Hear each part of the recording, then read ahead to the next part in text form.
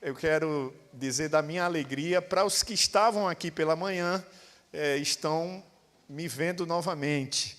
Para os que não estavam aqui pela manhã, estão me vendo pela primeira vez, então deixa eu me apresentar um pouco melhor.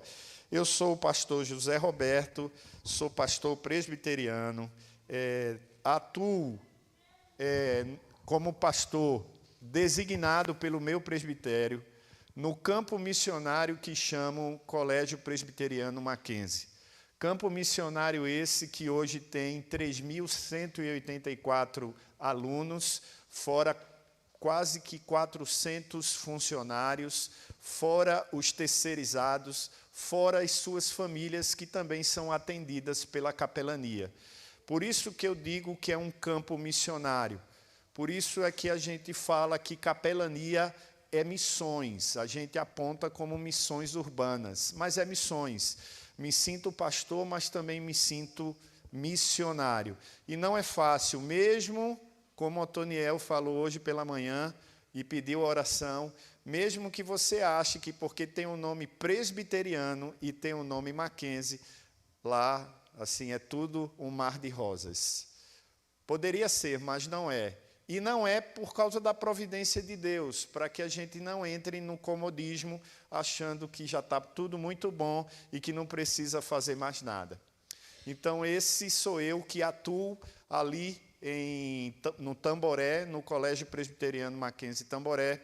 Estou aqui em São Paulo, agora em janeiro, completa 6 anos. Eu cheguei no dia 26 de janeiro de 2020, e no dia 13 de março desse mesmo ano, a pandemia se instalou. Mas, em fevereiro, eu estava aqui nessa igreja.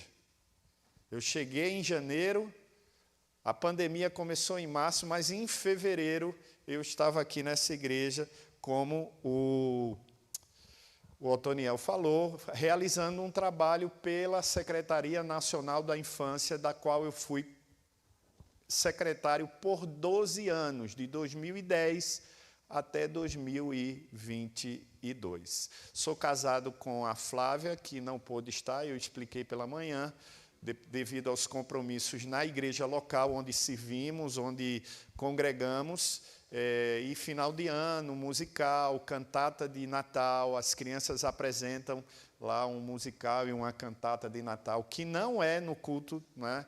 É num sábado, é um evento bem marcante, bem grandioso, e aí os ensaios eles estão acontecendo logo no meio da semana, mas também logo depois a Escola Bíblica Dominical tem um tempinho ali. Como ela está coordenando tudo isso, ela ficou por lá junto com o meu filho, o Davi. O meu filho mais velho, o Pedro, está em Recife estudando.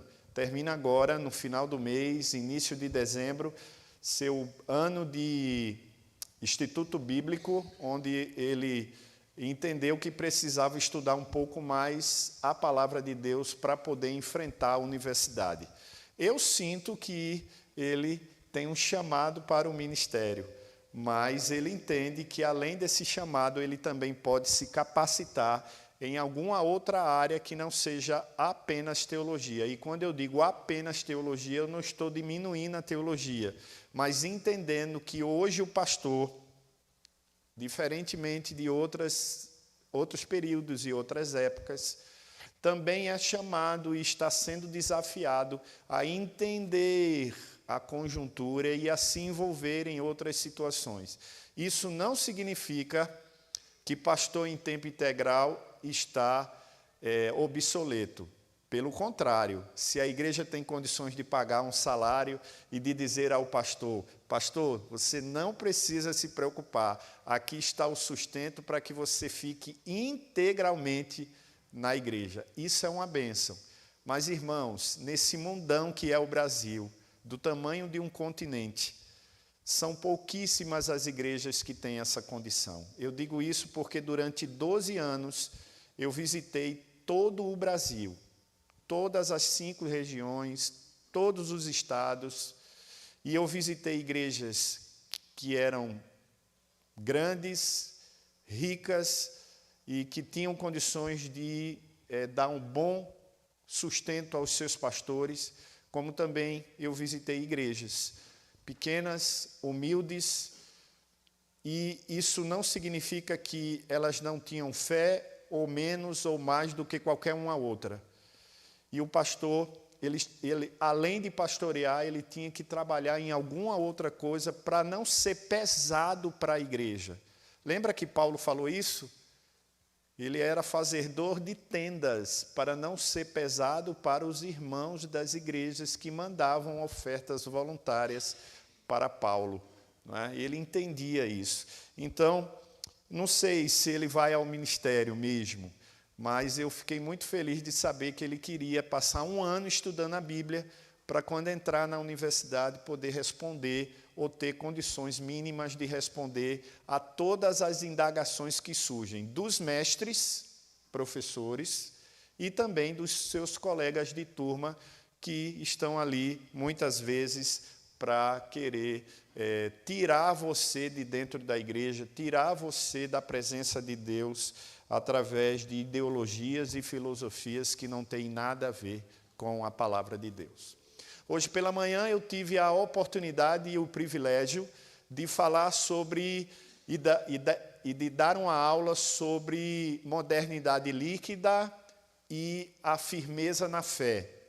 Como permanecer firme na fé em tempos fluidos, onde os comportamentos, os relacionamentos, as verdades, elas são subjetivas, temporárias e mudam como se você estivesse trocando de roupa, não é isso? De manhã você está com uma roupa, à noite você está com outra, num dia você está com uma roupa, no outro dia você está com a outra, e os relacionamentos e a verdade, ela vai segundo, não é, os estudiosos desse mundo fluido, desse mundo líquido, é assim que ela se comporta. E nós vimos que em Deus, na sua palavra, não foi isso? Em Deus, na sua palavra, quem lembra dos demais pontos? Em Deus, na sua palavra, na igreja, na sua identidade como cristão e na perseverança dos santos, nós podemos vencer qualquer batalha que esse mundo, ele nos oferece. E hoje à noite, aprove a Deus, segundo aí o convite dos pastores, do pastor Otoniel, e a autorização também do conselho da igreja, que eu fosse o pregador dessa série de pregações que está celebrando os 39 anos da Igreja Presbiteriana Maranata, né? São 39 anos, 2026 vocês estão completando 40 anos, né? Daqui a pouco jubileu, né? Mais uns 11 anos jubileu, e vocês vão ver o quanto isso é especial, o quanto o legado de uma igreja ela pode transformar a vida do bairro, a vida das pessoas que moram perto, das pessoas que moram longe.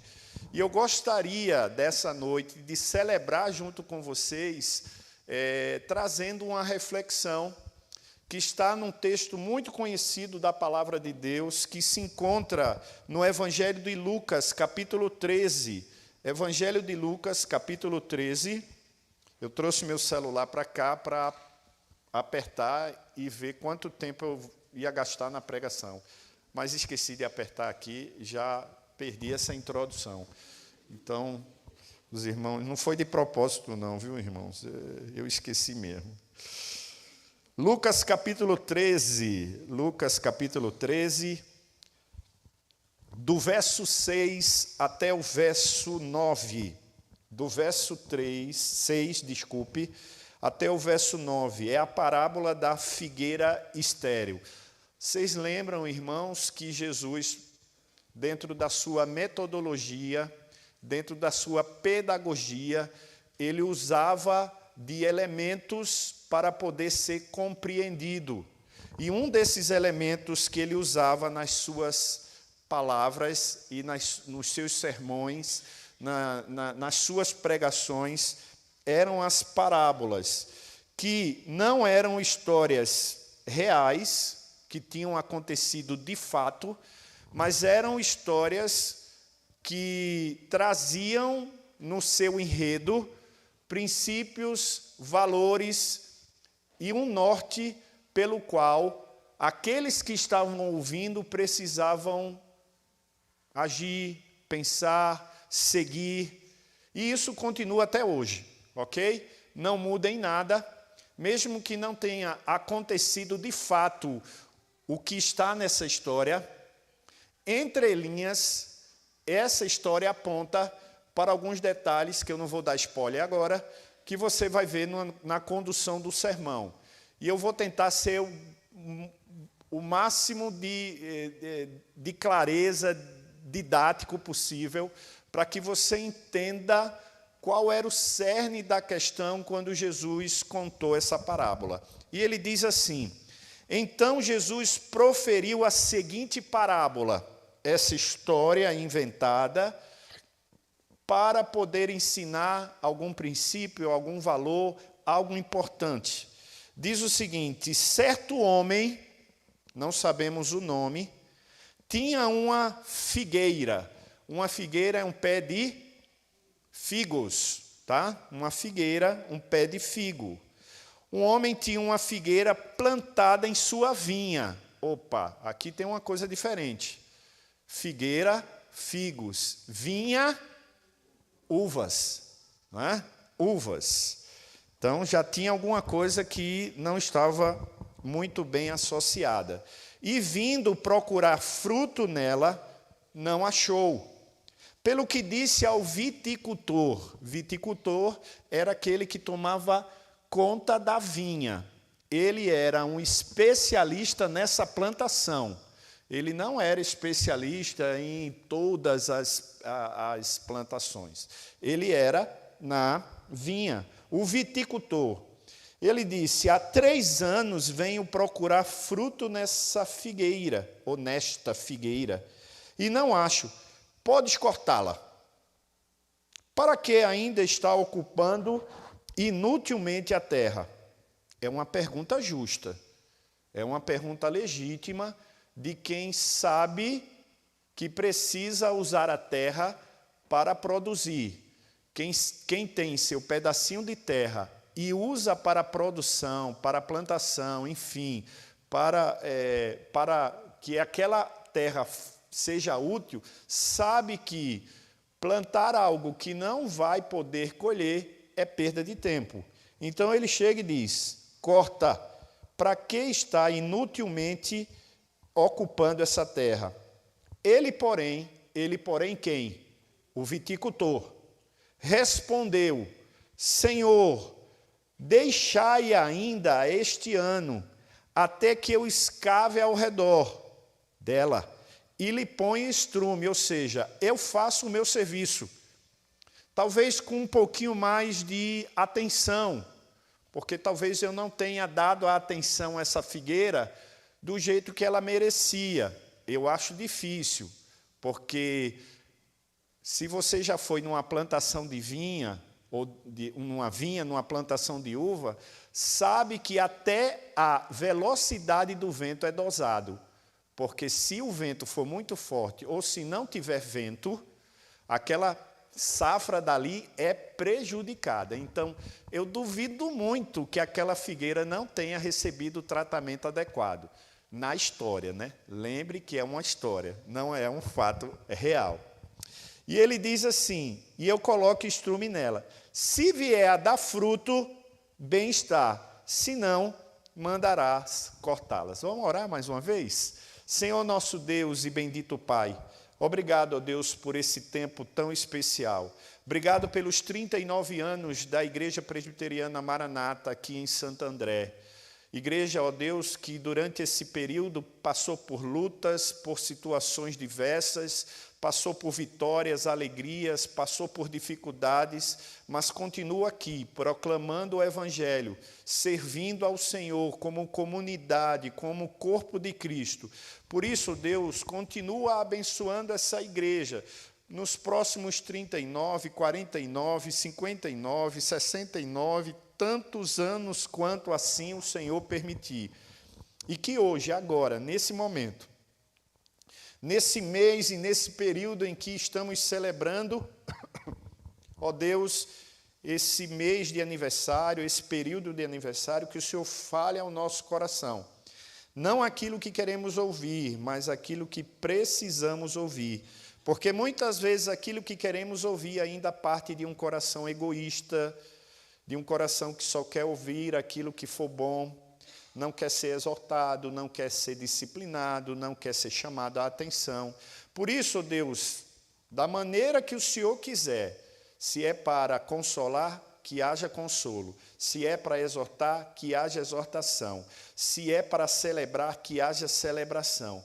Mas o Senhor fale ao coração de todos, a começar no meu. Assim oramos, em nome de Jesus. Amém. Irmãos, há momentos em que Deus nos faz parar, seja por cansaço, seja por causa de uma enfermidade, seja por causa de uma pandemia, né? Tivemos que obrigatoriamente parar porque não tínhamos como sair e fazer o que costumeiramente fazíamos, porque o lockdown foi instalado e estávamos ali temerosos do que poderia acontecer. E aconteceu muita coisa. Infelizmente, muitas dessas coisas foram mortes de entes queridos, pessoas queridas que, acometidos por esse vírus ou por essa doença, vieram a falecer por causa de outras comorbidades. Muitos deles não morreram especificamente por causa do Covid, mas sim por causa de outras comorbidades que, juntamente com o Covid, potencializou, enfim. Mas, de alguma forma, seja da forma mais simples, num dia, cansado, você já fez tudo em casa, chegou do trabalho, aí dá aquele... Deus sempre nos dá momentos para parar. Não, e esse momento de pausa, que na música os músicos chamam de fermata, né? Não é apenas para ter um momento e olhar para trás ou não fazer nada, mas é um momento para perceber aonde nós estamos agora. O que é que fizemos naquele dia, o que é que produzimos ou deixamos de produzir. Por isso, nessas pausas, há sempre um tipo de som divino que ecoa mais forte do que qualquer sentimento e qualquer percepção. E que tipo de som divino é esse? Aquele que diz a você o seguinte, ou pelo menos pergunta: vocês sabem quanto tempo já se passou? Sabem quanto tempo ainda resta? Dito isto, ouso pensar que celebrar 39 anos de história é mais do que celebrar uma data específica. Qual é o dia? Qual o dia do aniversário mesmo, pastor? É novembro? 15 de novembro. 15 de novembro. É um dia até icônico, né, para o Brasil. É feriado e tudo, não é? É mais do que celebrar o dia 15 de novembro. É lembrar que o tempo está correndo. É lembrar que as oportunidades não são infinitas. É lembrar que cada dia é uma página que não volta mais a ser lida, no sentido de que aquilo que você experimentou, não volta mais. Por isso, esse é o tempo que nós temos, que é o título do nosso sermão de hoje. Esse é o tempo que temos. Mas há algo perigoso. Há um perigo real em pensar que sempre haverá depois. Ou seja, depois eu sirvo, depois eu me reconcilio, depois eu me envolvo. O Evangelho lembra em 2 Coríntios, capítulo 6, verso 2, que hoje é o dia aceitável, hoje é o tempo da salvação, segundo Paulo escreve na sua segunda carta aos Coríntios. Por isso, meus irmãos, Deus nos deu tempo, não para adiarmos, mas para realizarmos. Repito, Deus nos deu tempo, não para adiarmos, mas para realizarmos. Amanhã pode ser tarde demais para plantar o que deveríamos ter plantado hoje. Pode ser tarde demais para pedir perdão a quem a gente machucou hoje. Para dizer eu te amo àquele que está com você hoje. A obedecer ao chamado e frutificar. Por isso, celebrar 39 anos de existência não é apenas uma festa de gratidão. Preste atenção agora. É um chamado à urgência. Vou repetir. É mais do que uma festa de gratidão. Completar 39 anos de existência continuará sendo, como foi no primeiro ano, no segundo, no terceiro, no 10º, no 20º, no 30º e agora no 39º, um chamado à urgência.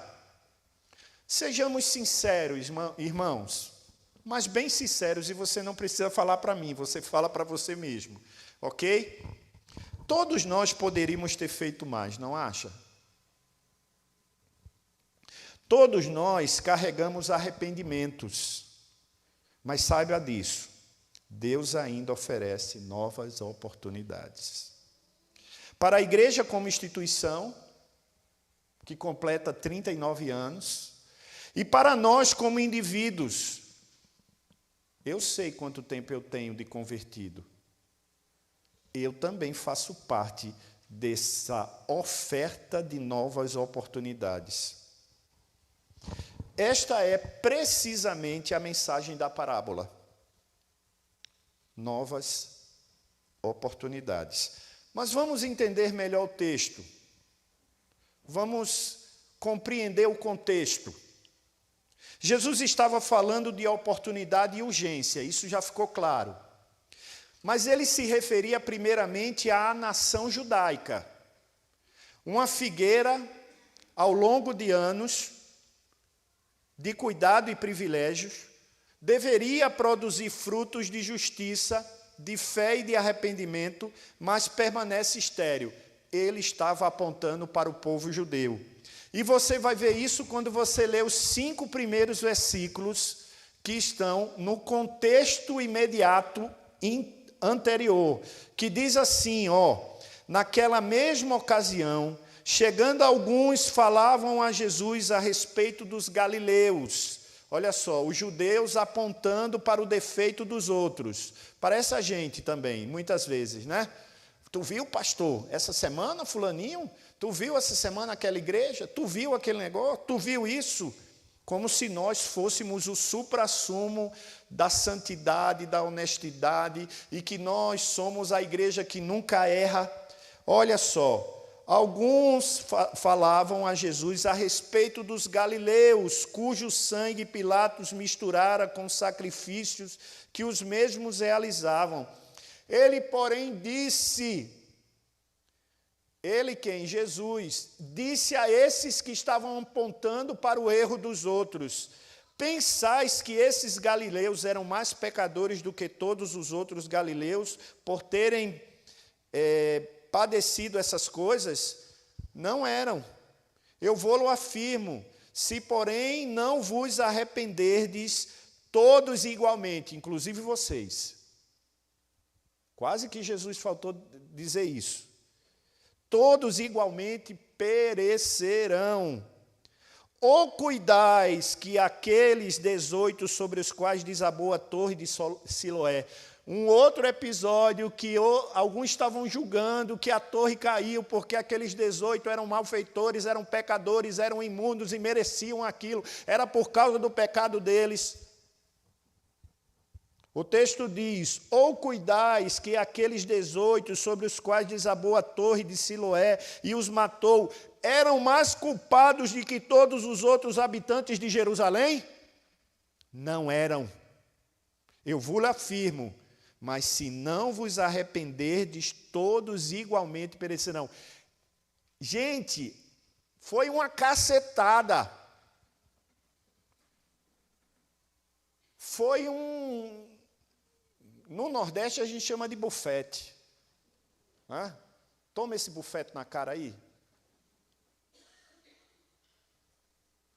Quando Jesus faz essa exortação e imediatamente ele começa a contar essa história, ele está apontando para uma urgência e para uma oportunidade que ainda está sendo dada, mas os judeus estão de olhos fechados. Na parábola, Jesus descreve a história de um homem que tinha uma vinha, uma plantação de uvas, e nela uma figueira. Por 3 anos aquele homem vinha buscar frutos e voltava de mãos vazias. Decide cortar a árvore, mas então o viticultor, cuidador da vinha, intercede e pede mais uma chance para aquela figueira. Metaforicamente, vamos lá. Metaforicamente, porque é uma história. Sendo uma história, aqueles personagens apontam para alguém. E eu vou ousar aqui na minha exegese, dizer a vocês o que eu penso, que também é o que pensam alguns estudiosos e alguns teólogos dos quais eu estudei para poder preparar esse sermão. Eles apontam metaforicamente que o dono da vinha representa o próprio Deus. Deus que é dono de tudo, Deus que é dono da plantação, Deus que é dono da nossa vida e que olha para a gente atrás do nosso fruto e olha e diz assim, ô sepulcro caiado,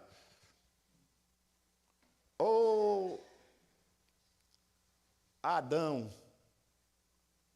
tu não faz nada, eu te coloco na igreja, eu te encho de bênçãos e tu não faz nada.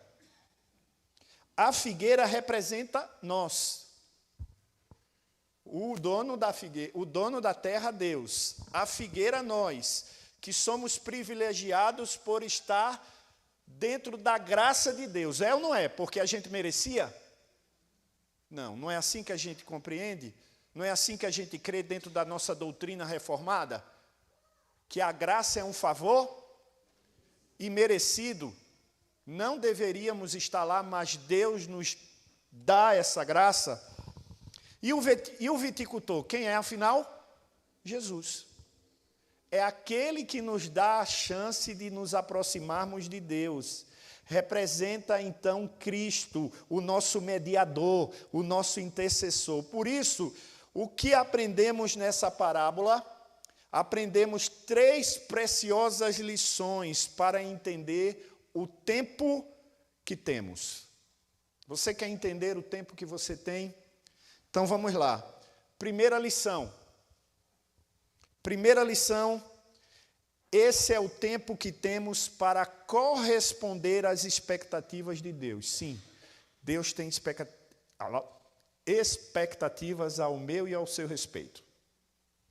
Ele não precisa de você.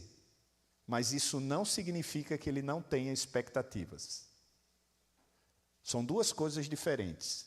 Nós não estamos falando sobre o poder de Deus. Ele pode, ele não precisa de você para absolutamente nada, mas ele tem expectativas sobre você. O versículo 6 nos revela que havia uma expectativa legítima no coração daquele dono da terra. Ele tinha uma figueira plantada em sua vinha, e naturalmente esperava colher dela o quê? Fruto. É justo esperar fruto de uma figueira, pois é a natureza de uma árvore frutífera. Qual é a natureza de uma árvore frutífera? Dá frutos. Nesse caso, produzir figos. Eu não sabia disso, mas estudei. Especialistas dizem que uma única figueira pode produzir de 8 a 10 quilos, no mínimo, de figos por safra. Uma única árvore. E que ela se adapta bem a qualquer tipo de solo e qualquer tipo de clima. Então, não tinha dificuldade para aquela figueira. Como essa figueira aponta para o judeu, imagina, Deus está olhando para o judeu, contando essa história e dizendo, vocês não têm dificuldade nenhuma, porque eu coloquei vocês na terra prometida, eu dei para vocês tudo o que vocês precisavam, eu fui complacente não, eu fui redentor, eu fui perdoador, eu fui salvador, mas vocês estão de olhos fechados. No entanto, essa anomalia da figueira fez com que, durante 3 anos, esse homem fosse lá, esse dono da terra, e voltar frustrado e de mão vazia. Ele se esforçava, eu creio, dentro da história, né? Se fosse para poder florear mais a história, nós diríamos que ele mexeu na folha, ele virou os galhos para ver se encontrava, mas não encontrou nada. E essa imagem é muito simbólica. Quando Deus olha para nós, o que é que Ele vê? Quando o Senhor examina a sua igreja, e aqui eu quero dizer, você como corpo de Cristo e a Igreja Presbiteriana Maranata, o que é que Ele encontra? Quando Ele vira as nossas folhas, que aqui pode ser os ministérios, os departamentos, a nossa vida pessoal, a nossa vida de oração, a nossa vida de leitura, as nossas atividades de fé, será que Ele encontra frutos dignos? Os frutos que Deus espera de sua igreja não são apenas programas e atividades. E aí, para aquelas igrejas que vivem de programa e atividade, essa é uma verdade que dói. O fruto esperado é a missão cumprida, é a execução fiel dos sacramentos, é a adoração verdadeira, é a disciplina amorosa, sim, disciplina. As igrejas estão esquecendo a disciplina, estão passando a mão na cabeça dos erros e dos pecados, mas temos que ter disciplina. É a piedade prática, é a solidariedade ativa, é, sobretudo, a pregação e o ensino centrados na pessoa bendita de Cristo, proclamando que só há um Salvador, Jesus Cristo, o Senhor.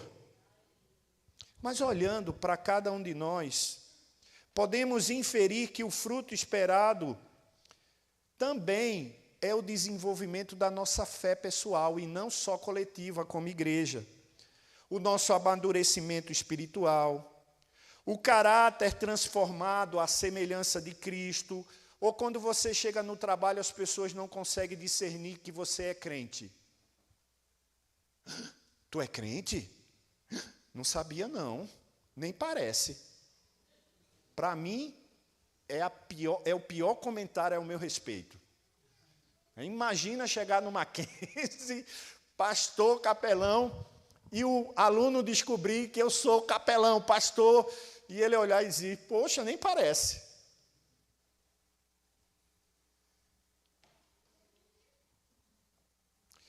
O fruto esperado por Deus é genuína conversão da alma. Como bem afirma John Piper, e o que é que ele afirma?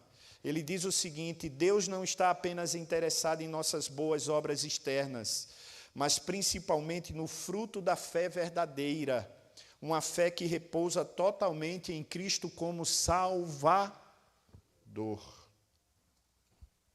O que Deus busca em nós é fé genuína, arrependimento real, e Ele deseja encontrar isso aqui e agora.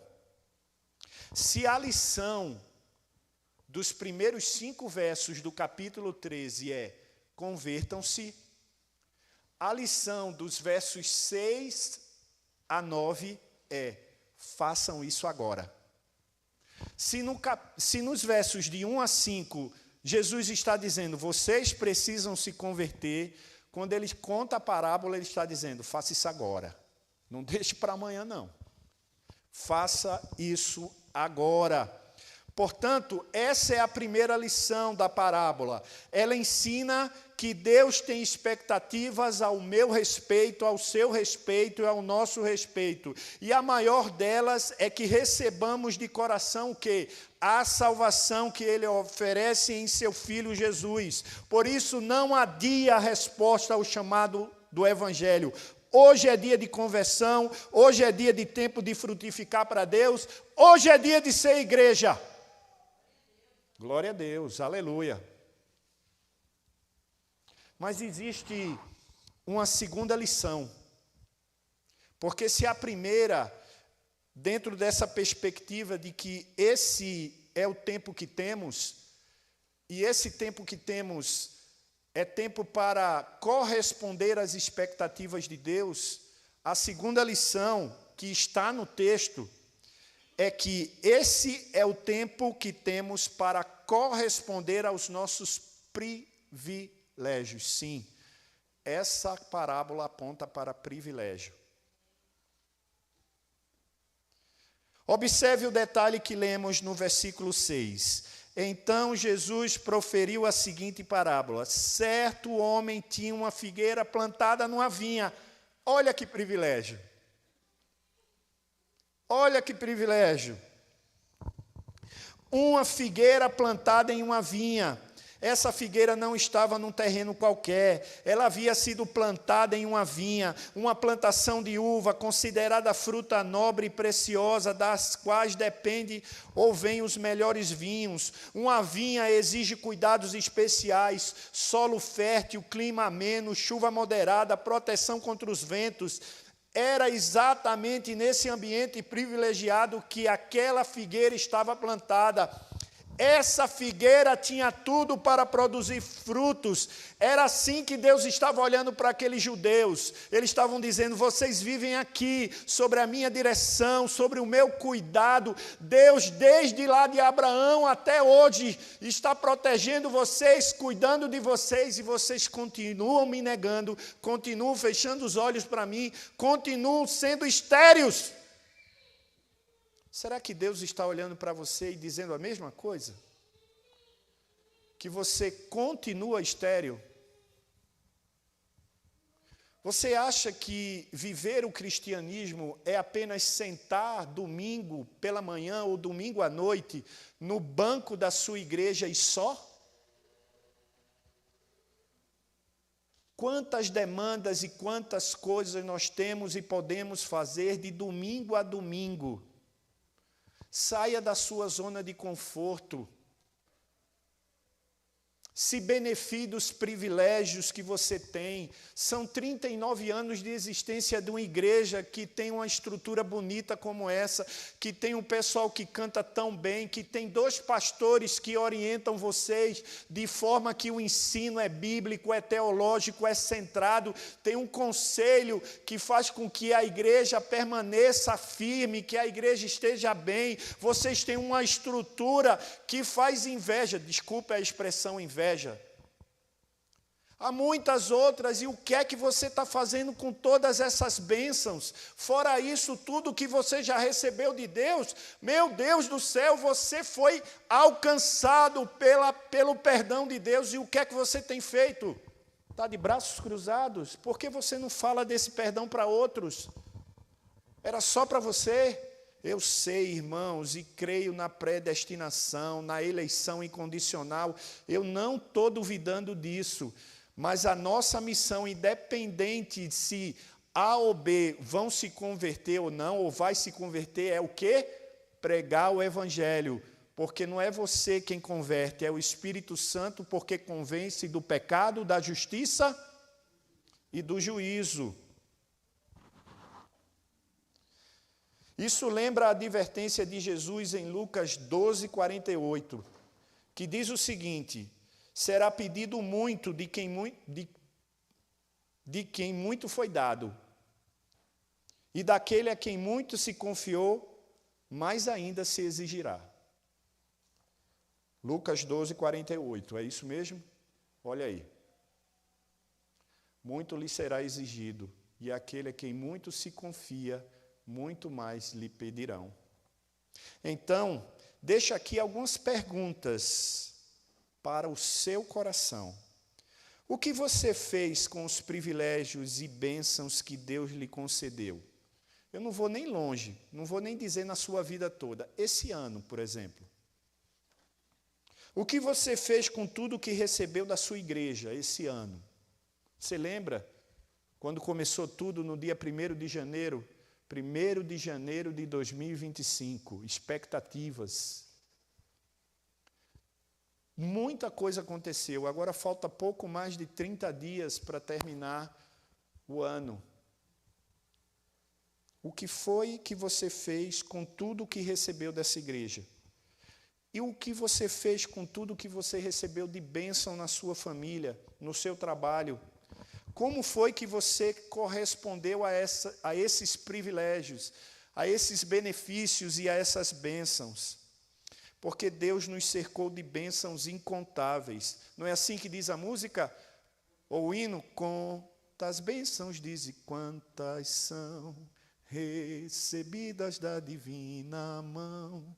Vem dizê-las todas de uma vez, e verás surpreso quanto Deus já fez. Eu não sou cantor não, mas até que saiu meio ajeitadinho, porque minha esposa diz que eu não canto e ainda troco as letras, né? Quando é para subir, eu digo é para descer. Quando é mole, eu digo é duro. Quando é para baixo, eu digo é para cima. Aí minha esposa diz, não pega o microfone para cantar, pelo amor de Deus. Porque além de desafinado, você troca as letras todas. O salmista expressa isso comoventemente quando ele diz no Salmo 23, ainda que eu ande pelo vale da sombra da morte, não temerei mal nenhum, porque tu estás comigo. O teu cajado, o teu bordão, as tuas bênçãos me consolam. Mesmo nos dias mais sombrios, Deus faz presente, protegendo, sustentando, diante de tantos privilégios. Pergunto mais uma vez, o que fizemos com todos eles? Lembra da parábola dos talentos? Guardamos com medo? Enquanto Deus queria que a gente reproduzisse. Charles Spurgeon, falando sobre isso, diz o seguinte: a responsabilidade do homem cresce na proporção do privilégio que ele recebe. Receber luz e negligenciá-la é um pecado duplamente grave.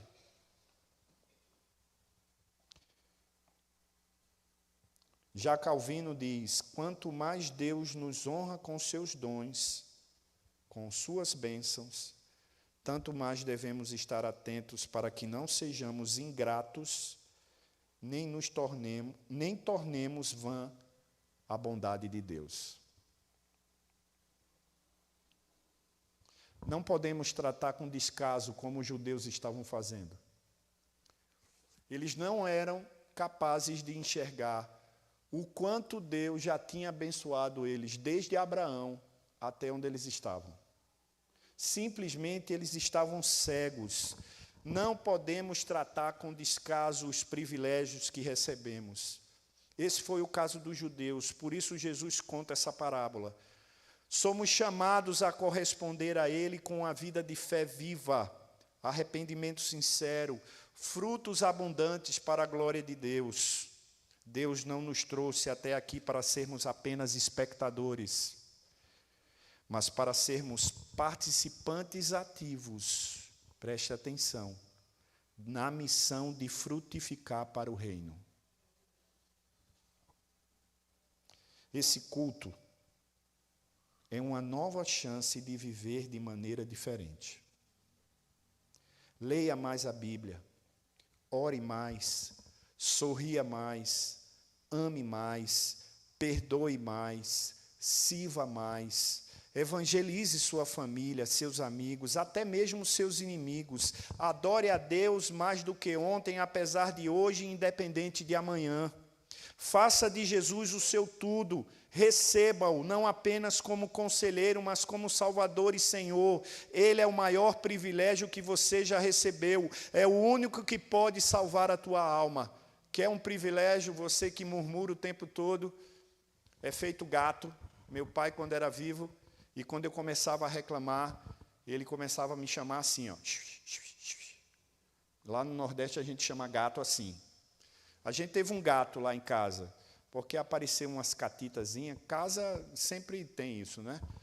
E era um terreno muito grande, e catita, não sei se vocês sabem, catita é um ratinho pequeno, né? Um camundongozinho, uma catita. Lá no Nordeste a gente chama de catita, né? Não é isso, Jonas? Jonas está aí para mim. Jonas é o meu consultor para assuntos dicionário nordestinês.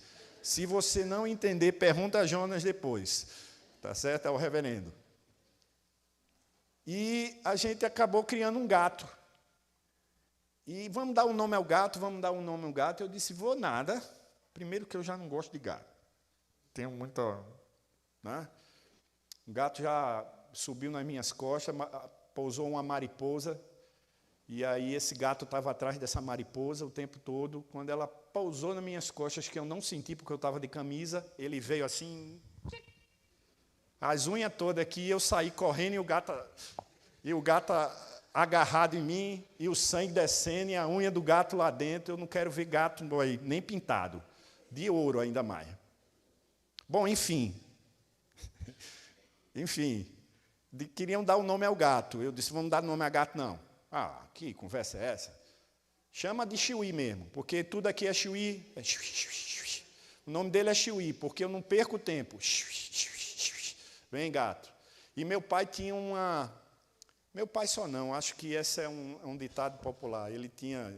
que quando eu reclamava demais, ele me chamava de gato. Porque ele dizia que gato nunca estava satisfeito.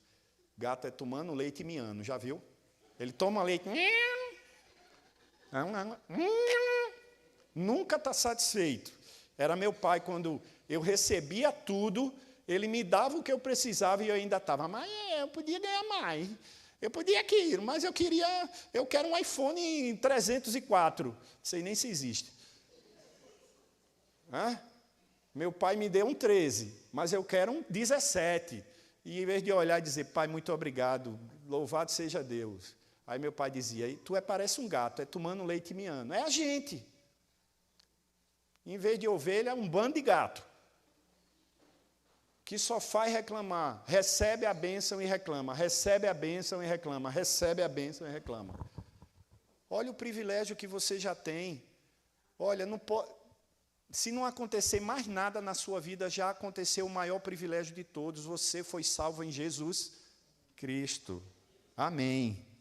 Terceiro e último, porque olha só, meu Deus do céu, eu já estou aqui em 38 minutos do tempo que eu comecei, né? Porque eu perdi aquele primeiro tempo lá, que já deve ter sido uns 5 a 10 minutos. Terceira e última lição. Esse é o tempo que temos para aproveitar a grande oportunidade.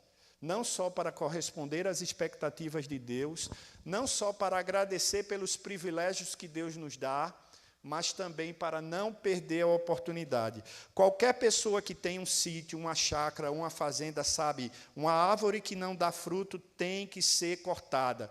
Ninguém investe indefinitivamente em algo que insiste em não dar fruto. No entanto, o versículo 8, o texto diz, ele, porém, respondeu, Senhor, deixa ainda este ano até que eu escave. É como se Jesus estivesse dizendo para aqueles judeus que estavam na frente deles, olha, eu estou aqui, daqui a pouco eu vou morrer na cruz, mas eu estou aqui, olhem para mim como vocês precisam olhar, porque essa pode ser a última chance de vocês.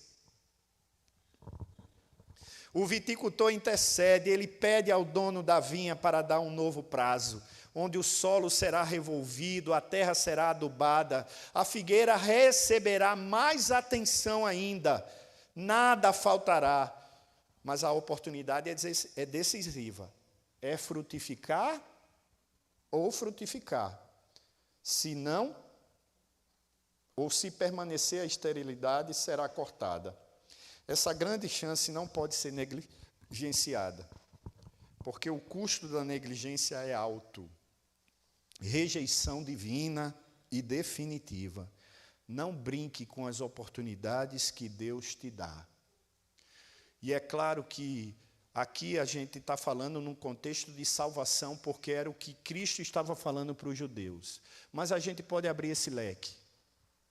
Não perca a oportunidade de ser um melhor pai. Não perca a oportunidade de ser um melhor filho. Não perca a oportunidade de ser um melhor esposo.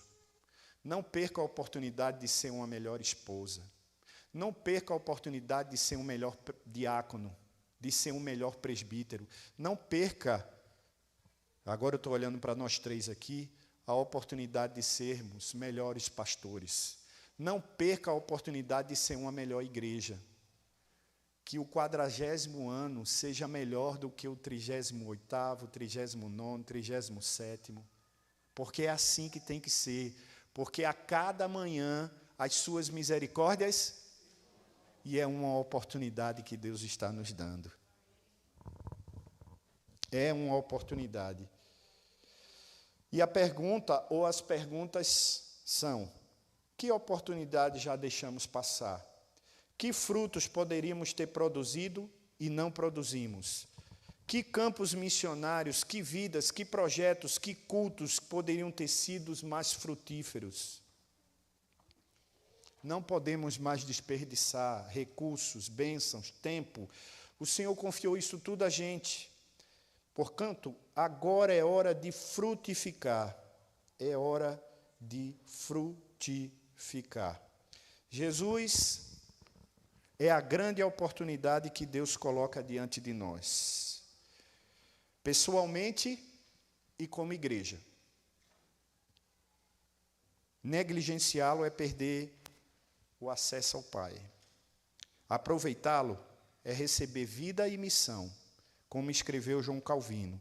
Cristo é o espelho da graça divina e o caminho pelo qual podemos nos aproximar de Deus sem nenhum tipo de medo.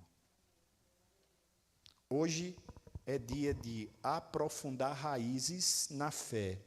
Hoje é dia de corresponder ao chamado da graça. Hoje é dia de aproveitar a grande oportunidade, Jesus Cristo, o nosso Salvador, a nossa esperança. E a pergunta é: o que é que isso tem a ver conosco? O que é que isso tem a ver comigo e com você? Tudo. Nós somos essa figueira. Essa figueira aponta para nós. E Deus tem vindo todos os anos mexer nessa figueira para encontrar frutos. E o que é que ela tem encontrado? E aí é desde o básico e daquilo que, entre aspas, a gente acha que é a coisa mais simples, aquilo que é mais sublime que você acha, entre aspas, que é mais sublime. O que é que Deus tem encontrado quando Ele vem procurar o seu fruto? Tem muita coisa para acontecer, não tem, Otoniel? Para os anos 40, para o ano 41, para o ano 42, para o ano 50. O que é que você está disposto a fazer? Será que talvez você não esteja disposto a fazer com que esses espaços vazios desses bancos possam ser preenchidos por alguém que você conhece? Será que você não está disposto a vir mais aos cultos de doutrina, à escola bíblica dominical, e entender que não existe nada mais precioso do que isso, nem a sua própria cama, porque eu sei que é difícil. Acordar cedo, domingo, vir para a escola dominical, podia ser em casa isso. Para alguns né, que acompanham em casa, porque depois da pandemia, as igrejas todas estão, eu ia dizer televisionando, ó, coisa brega. Estão transmitindo em streams os cultos, para não dizer que eu sou obsoleto, porque eu já me acusei hoje de manhã que eu sou analógico, passando mensagem no celular. Eu não sei, irmãos, essa reflexão agora é com vocês, mas eu sei que vocês podem, como eu, fazer mais. Essa tem sido uma constante na minha reflexão. Eu posso fazer mais. Não que Deus precise, mas eu posso fazer mais. Baixe sua cabeça, feche os seus olhos agora. Eu quero que você aproveite esse momento, e a gente já está terminando, e creio que vamos cantar uma música. E enquanto cantamos essa música, enquanto o grupo musical, a banda chega aqui para poder ministrar, pense em tudo aquilo que foi falado essa noite.